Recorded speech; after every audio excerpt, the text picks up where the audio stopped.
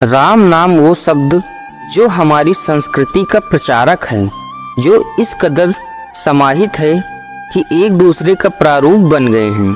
शायद अब इनकी अलग अलग कल्पना करना संभव भी नहीं है। राम भारतवर्ष की आत्मा है।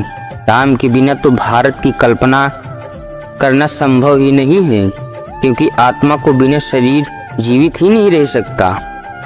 राम नाम एक बार स्मरण करने से विष्णु सहस्त्र नाम जप का पुण्य मिल जाता है। यही राम नाम की महिमा है, जो उनके साधारण व्यक्तित्व को असाधारण बनाकर उसमें ईश्वरीय रूप को समाहित कर देता है। परंतु राम तो साधारण थे। उन्होंने कभी भी भगवान श्री कृष्ण की तरह अपने ईश्वरीय रूप को प्रकट नहीं किया।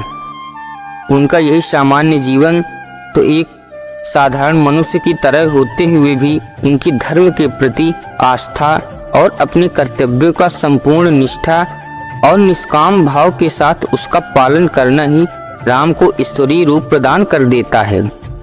इससे ये संपूर्ण जगत ही नहीं, वरन ये संपूर्ण सृष्टि ही राम के आगे नतमस्तक हो जाती है और राम को अपने हृदय में ईश्वर की सर्वोच्च सत्ता के रूप में स्थापित कर देती है। अगर कोई ये कहे कि उनसे राम को जान लिया है, वो राम को परिभाषित कर सकता है, तो ये समझ लेना चाहिए वो संपूर्ण रूप से असत्य बोल रहा है, क्योंकि राम को समझना तो शायद भगवान शंकर के लिए भी संभव ना हो। राम के गुण राम की तरह ही अनंत हैं। कोई भी व्यक्ति चाहे वो विद्वान ही क्यों न हो, धर्म की सूक्ष्म व्याख्या को समझे बिना राम के एक भी गुण का वर्णन नहीं कर सकता। तो फिर राम को परिभाषित करना तो अकल्पना ही है।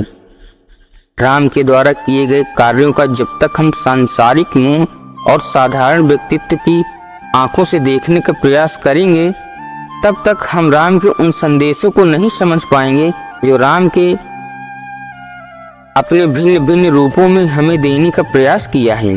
राम ने अपनी जीवन यात्रा में कई चरित्रों को जिया है और उनकी भिन्न भिन्न मर्यादाओं को पूर्ण सिद्ध किया है।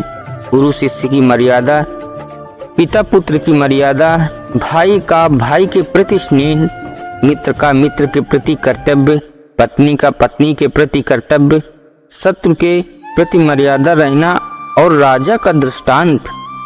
दोस्तों, वीडियो पसंद आए तो लाइक एंड सब्सक्राइब जरूर करिएगा।